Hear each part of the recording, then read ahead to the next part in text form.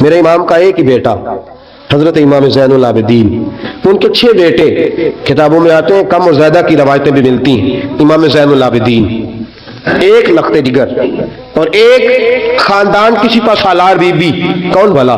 حضرت سیدہ زینب رضی، یہ جناب زینب جب پیدا ہوئی تھی نا تو حضرت علی رضی اللہ تعالیٰ عنہ فرماتے ہیں کہ حضور سفر پہ گئے ہوئے تھے تو مجھے سیدہ فاطمہ نے کہا کہ بچی کا نام رکھو، تو میں نے کہا کہ میں نے پہلے رکھے ہیں، کہا حضور تو سفر پہ ہے، فرمایا آئیں گے تو نام رکھیں گے، جناب زینب رضی اللہ تعالیٰ۔ اور حضرت امام زین العابدین کی مختلف روایتوں میں مختلف عمر آئی، یہ 2 خاندان کے بڑے بچے تھے، خاندان کے یہ 2 بڑے بچے تھے۔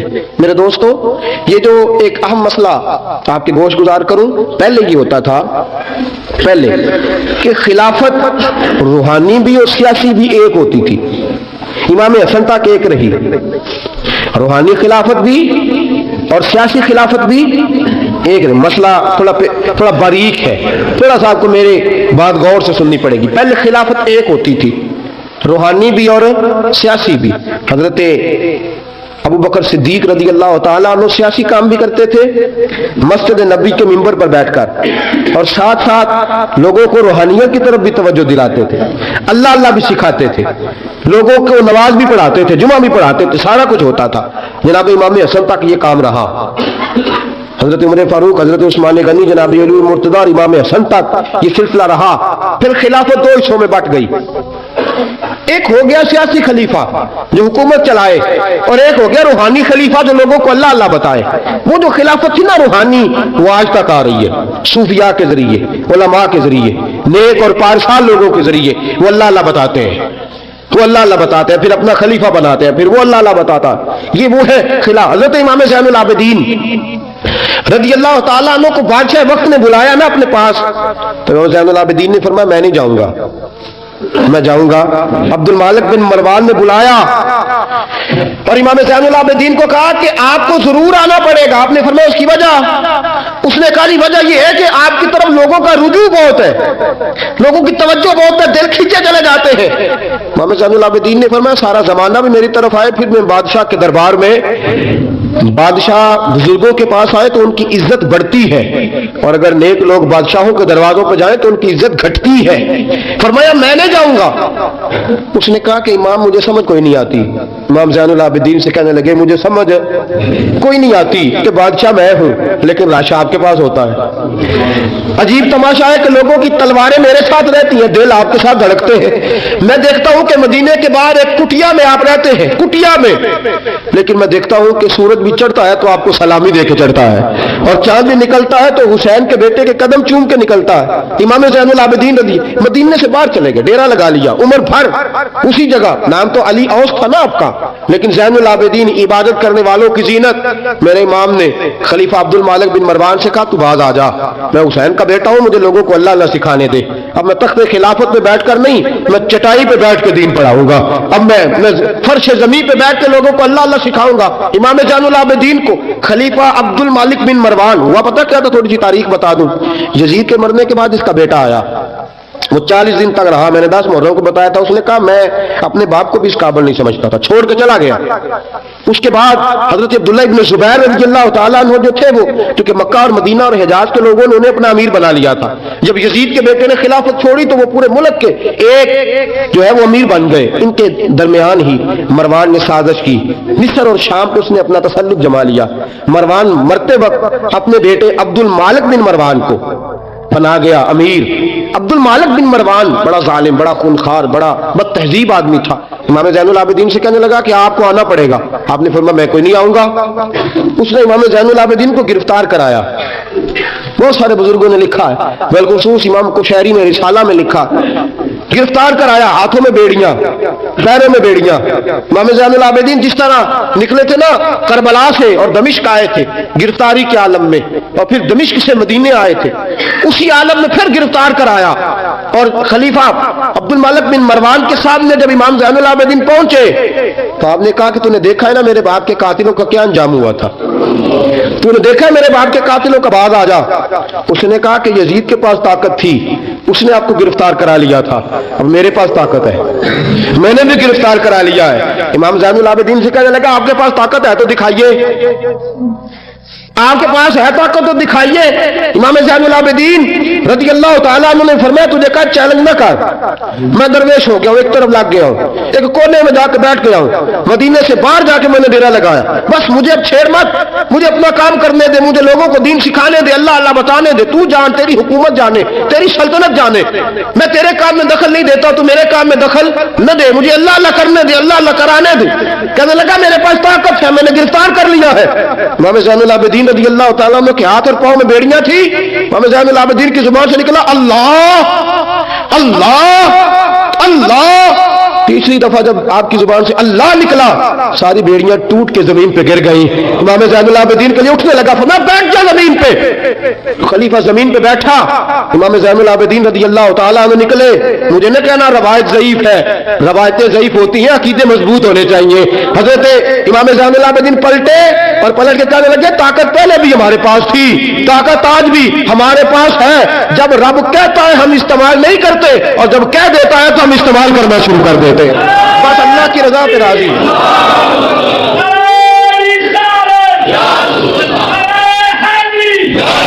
جب اللہ کہتا ہے تو استعمال کرتے ہیں۔ امام زین العابدین خلیفۃ المسلمین امیر المومنین امام حسن کے بھتیجے جناب علی کے پاس 3 سال رہے تھے، وہ تو کٹ گئے سارے، لیکن میرے امام زین العابدین اگرچہ حکومت نہیں لی لیکن دلوں پہ حکومت کرتے رہے، دلوں پہ۔ یہی خلیفہ عبد الملک بن مروان، دیکھو کہتے ہیں جادو وہ جو سر چڑھ کے بولے، اور حقیقت چھپ نہیں سکتی بناوٹ کے اصولوں سے، اور خوشبو آ نہیں سکتی کبھی کاغذ کے پھولوں سے، پتہ ہوتا ہے ہمیں سچ کیا ہے جھوٹ کیا ہے۔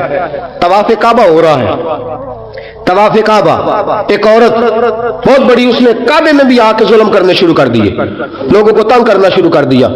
ایک بات یاد رکھنا، میں گیا ہوں عمرے پہ، مجھے اللہ نے توفیق دی ہے، لوگ وہاں جا کے بھی باز نہیں آتے، دھکے مارتے ہیں، بڑا کچھ کرتے ہیں، وہ اللہ کا گھر ہے، اگر فضل زیادہ ہے تو وہاں غضب بھی بڑی جلدی ہو جاتا ہے۔ وہ بی بی باز نہیں کہتی تھی میں بہت بڑے امیر کی بیوی ہوں، خبردار کوئی قریب آیا تو حجر اسود کے قریب گئی تو حجر اسود نے پکڑ لیا، دبوچ لیا، پکڑ لیا، چھوڑتا ہی کوئی نہیں، چمٹ گئی ساتھ، بلاؤ لوگوں کو، بڑا کچھ کیا، لیکن حجر اسود چھوڑتا۔ اللہ آپ کو حج کی توفیق دے، آمین تو کہہ دے، اللہ آپ کو عمرے پہ لے جائے۔ یہ حجر اسود پتہ بندے جا کے بہادری دکھاتے ہیں، میں جی پڑا سٹے 5-7 بندے، میں پھر چمدا رہا بڑا چیر، ایک عقل مندی کیتی ہے، ایک عقل مندی والی بات ہے۔ وہاں جا کے ہمارے بزرگ تو کہتے ہیں وہاں جا کے جانوروں کا بھی ادب کرو، وہ خدا رسول کے مہمان میں دھکے دیتے رہے ہو، کوئی عقل مندی ہے، یہ کوئی بہادری نہیں۔ اگر سوڈان والے کرتے ہیں، ایران والے کرتے ہیں تو وہ جانے، ان کا رب جانے، ان کے عمل جانے، ہم تو وہاں جا کے جانوروں کا بھی ادب کریں گے، ادب کریں گے، احترام۔ نہیں موقع ملتا تو نہ ملے، میرے حبیب نے فرمایا دور سے ہاتھ لہرا کے چوم لو، حجر اسود قیامت والے دن تمہارے ایمان کی گواہی دے دے گا، تمہارے ایماندار ہونے کی گواہی دے گا۔ بی بی چمٹ گئی ساتھ، خلیفہ عبد الملک بن مروان سے کہا کہ وہ بہت بڑے رئیس کی بیوی، اب چھڑا، اب ساری زندگی تخت پہ بیٹھ کے امام زین العابدین کی مخالفت تو کرتا رہا ہے، اب چھڑا۔ نیچے اتر آیا تو بی بی کے خاوند کو کہنے لگا زین العابدین کے پاس چلے جاؤ، اگر حل ہے تو اس کے پاس ہے، اگر کوئی علاج ہے تو اس کے پاس ہے، اس کے پاس جاؤ، میں چھڑا سکتا، ادھر جاؤ، ادھر وہ ہے دروازہ، وہ ہے جناب علی کا پوتا، وہ ہے امام حسین کا جانشین، وہ بیٹھا ہے۔ زین العابدین تیرا تو سارا گھر کربلا میں کٹ گیا تھا، تیرے پاس تو رہنے کو مکان تک نہیں بچا تھا، خون کی ندیاں بہ گئی تھی، اور یہ کیا معاملہ ہے؟ امام زین العابدین کی سیرت اور صورت لوگوں کو بتاتی ہے کہ اب یہ اگر محبتوں کی وجہ سے دل جھکیں گے تو ہمارے خاندان کی طرف ہی جھکیں گے۔ امام زین العابدین کے پاس گئے، امام زین العابدین اپنے حجرے میں بیٹھے، کہا جناب ایک بی بی حجر اسود کے ساتھ لگ گئی، آپ آئیے۔ امام زین العابدین رضی اللہ تعالیٰ عنہ نے فرمایا میں نے سنا ہے رئیس کی بیوی ہے، لوگوں کو تنگ کرتی ہے، چھڑا لے گا؟ انہوں نے کہا حضرت جی وہ بھی آیا ہوا ہے، وہ کہتا ہے اگر چھڑا سکتا ہوتا تو پہلے بھی چھڑا لیتا۔ मेहरबानी करे। इमाम ज़ैनुल आबिदीन उठे, उनके साथ गए, उस बीबी से जाके कहने लगे, तू तौबा करती है? तौबा करती है? कहने लगी, करती हूँ। इमाम ज़ैनुल आबिदीन के हाथ उठे, लफ्ज क्या है? क्या अल्लाह तू जानता है ना मैं कौन हूँ? लफ्ज क्या है? इमाम ज़ैनुल आबिदीन की दुआ सुनो, दुआ पर मैं मौला तू जानता है मैं कौन हूँ? मैं कौन हूँ? रावी कहते हैं इमाम ज़ैनुल आबिदीन की जुबान पर लफ्ज है, या अल्लाह तू जानता है ना मैं कौन हूँ? बीबी धड़ाम से पीछे गिरी और कहने लगी, अल्लाह अकबर। धड़ाम से पीछे गिर गई। अल्लाह अकबर। अली का घर भी क्या घर है कि जिस घर का हर एक बच्चा जिसे देखो वही शेरे खुदा मालूम। और मेरे आला हज़रत फरमाते हैं, तेरी नस्ल पाक में है बच्चा बच्चा नूर का, तू है ऐने नूर, तेरा सब घराना नूर का। जनाबे इमाम ज़ैनुल आबिदीन रज़ी अल्लाह तआला अन्हु क्या कहते हैं, या अल्लाह तू जानता है ना मैं कौन हूँ? एक वो थे जो मिट गए, मिटते हैं, मिट जाएंगे, मिटते हैं आदा तेरे, न मिटा है न मिटेगा कभी चर्चा तेरा। एक वो थे जो मिट गए और एक ये मेरे इमाम का साहबजादा है। और मेरे दोस्तों, वो जो बात मैंने पहले कही ना, ये अकड़े रहे, ये जालिम अकड़े रहे, मर गए। मेरे इमाम का ये साहबजादा, एक साहबजादा मदीना मुनव्वरा के एक कोने में, एक नुक्कर में सारी जिंदगी। लोग कहते हैं कि इमाम ज़ैनुल आबिदीन का हाल ये था, नमाज शुरू करते इतनी लंबी नमाज पढ़ते कि भूल जाते सारा जमाना। इमाम ज़ैनुल आबिदीन नमाज पढ़ रहे हैं, घर में आग लग गई है। छोटा बच्चा, आपका छोटा साहबजादा करीब सोया हुआ है। इमाम ज़ैनुल आबिदीन रज़ी अल्लाह तआला अन्हु नमाज पढ़ रहे हैं, आग लग गई, बच्चा करीब सोया, लोग आए, शोर मच गया, आग बुझाते रहे, बच्चे को उठा के ले जाते रहे। नमाज के बाद इमाम ज़ैनुल आबिदीन ने देखा, फरमाया ये क्या है, ये खाक किस किस्म की?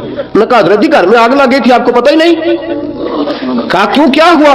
कहा हम सारा जमाना आग बुझा रहा था, आप नमाज पढ़ रहे थे। और मैं तुम दुनिया की आग बुझा रहे थे, मैं नाना मुस्तफा की उम्मत पर दोज़ख की आग बुझा रहा था। तुम दुनिया की आग बुझा रहे थे, मैं हुजूर की उम्मत के लिए दोज़ख की आग बुझा रहा था। तुम दुनिया की बुझाते रहे, मैं दोज़ख की बुझा।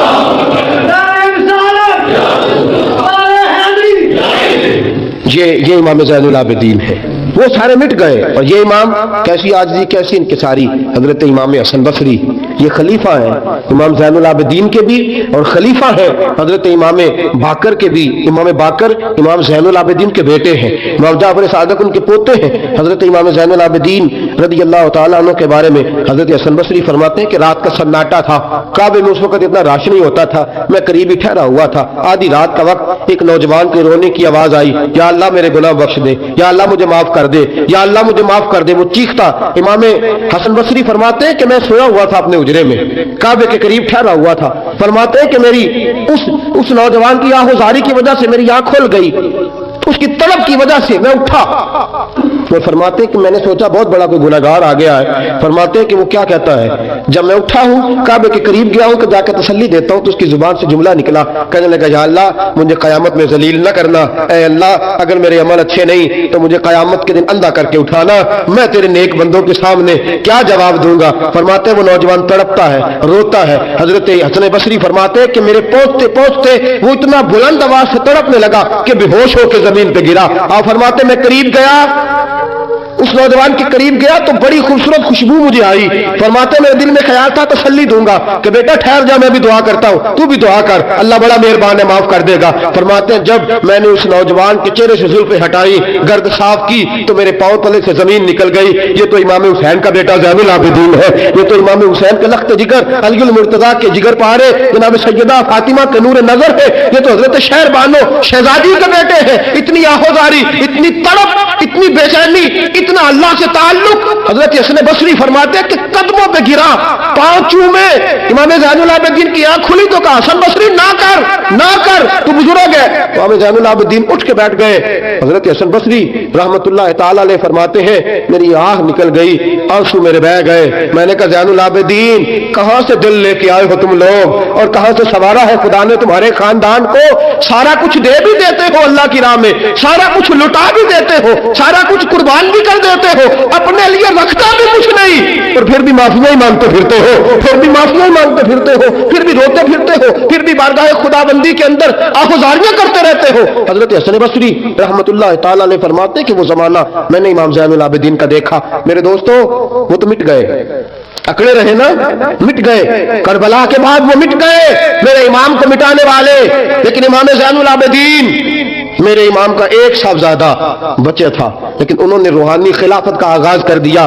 پوری دنیا میں میرے امام زین العابدین کا فیض ہے، جسمانی بھی ہے، روحانی بھی ہے، علمی بھی ہے۔ امام زین العابدین نے زندگی پوری گزار دی ایک کونے میں لگ کے۔ امام زین العابدین کسی سیاسی کام میں کبھی مداخلت نہیں۔ حضرت امام جعفر صادق کا زمانہ آیا تو پھر بادشاہ نے بلایا امام جعفر صادق کو، اور یہ امام جعفر صادق وہ بزرگ ہیں کہ حضرت امام اعظم ابو حنیفہ رحمۃ اللہ علیہ امام جعفر صادق کے مرید ہے، ان کے مرید ہیں، ان کے خلیفہ ہیں۔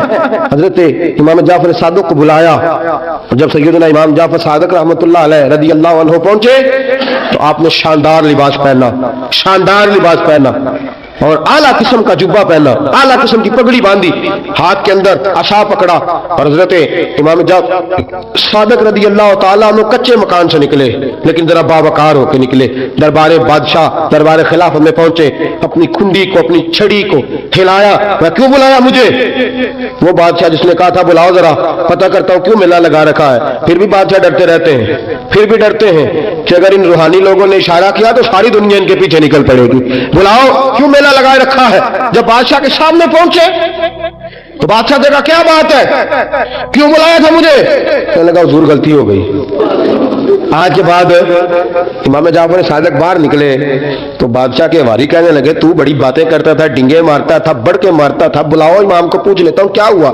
کہنے لگا یار پتہ نہیں کیا بات ہے، جب نہیں ہوتے تو بات نکلتی ہے، جب سامنے آ جاتے ہیں تو منہ کے اندر سے زبان بولتی نہیں ہے، جب سامنے آتے ہیں تو کیا روب ہے، کیا روب ہے۔ اصل اسے سمجھ نہیں تھی کہ تیری نسل پاک میں ہے بچہ بچہ نور کا، تیری نسل پاک میں ہے بچہ بچہ نور کا، تو ہے عین نور، تیرا سب گھرانہ نور کا۔ حضرت امام جعفر صادق باہر نکلے تو آپ کا خادم گھر جا کے کہنے لگا امام صاحب اعلیٰ قسم کا لباس، لوگ باتیں کر رہے تھے، اتنا بڑا قیمتی لباس، لوگ گفتگو کر رہے تھے۔ تو حضرت امام جعفر صادق نے قمیض اتارا، نیچے ٹاٹ کا لباس تھا، فرمایا یہ جو اوپر پہنا ہے یہ مخلوق کو دکھانے کے لیے ہے، اور جو اندر پہنا ہے وہ رب کو دکھانے کے لیے ہے۔ اندر اللہ کو دکھانے کے لیے ٹاٹ کا ہے، لیکن مخلوق کو دکھانے کے لیے میں نے اعلیٰ لباس پہنا ہے۔ ان کے دل میں خیال نہ آئے کہ رسول پاک کے اہل بیت شاید کمزور ہو گئے ہیں، اس لیے ڈرتے اور سہمے ہوئے آتے ہیں۔ میرے نبی کے خاندان نے اس وقت سے لے کر تا دم آخری آج تک ایک پورا کردار ادا کیا ہے۔